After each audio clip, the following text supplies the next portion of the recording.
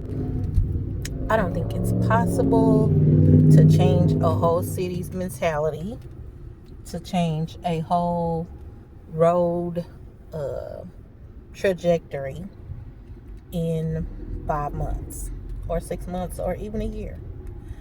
But this is evidence of the traffic just on a regular Tuesday after the city is recovering from the little snow. Nothing major, 2, 3, maybe 4 inches in some places. And to get across the river in Kansas City, Missouri, to get to the Chiefs Stadium or get to um, Liberty Memorial, the main site of the watch party, is this type of traffic on a regular Tuesday, any day of the week, any time, with just the people who live in different parts of the city, north, south, east to west. Uh, I'm gonna record. I'm gonna be near I-70, and I'm gonna record that as well. I don't want to record and show people's license plates, but everywhere you go in the city, there's this, and you can tell by the trajectory of my vehicle that I am basically in stop and go traffic. And the reason that I'm in stop and go traffic is because at this point, in merging to uh, go north, travel north, I'm going through downtown. I'm on 71 highway, and I am merging on to I-29. All of the traffic from all points have to navigate a single lane. 2 lanes, but one of them is a merge lane, so a single uninterrupted lane of traffic. And there are 3 lanes of traffic, so there are 3 off-ramp options. So in these 3 lanes, one dedicated lane to get you next to where you need to be to get across the river. My curiosity is, if it's this congested and this inhospitable, this rude on a regular Tuesday, what preparations do we have in place for there to be some consideration of an extra 50,000, 100,000, 150,000 people to be here within 5 months? When I can't even count, I would have to do research for the number of accidents here, but I would assume it's one of the highest rates in the city. For the number of road rage incidents here, because again, I would assume it's one of the highest rates in the city, because people do things like drive in the lane that does not merge into the 1 lane of traffic that would give them access to be able to travel across the river on the highway. And then they merge at the last minute, and then they honk and they bogart and they want to fight in a vehicle to get into the lane that they actually needed to be in. And all of these people that just maintained their position and waited patiently to be able to move forward in the lane that they need, driving in the lane that they need to be in, are just supposed to move out of their way. So to go to certain points of the city where it would take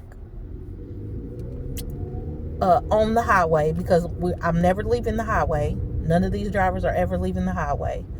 But the rate of progress on the highway for probably this 4 miles, let's say, cut 2 on this side to get to the bridge to go across the river, and 2 on the other side, it probably reduces the rate of speed and the ability to proceed by I would say 80%.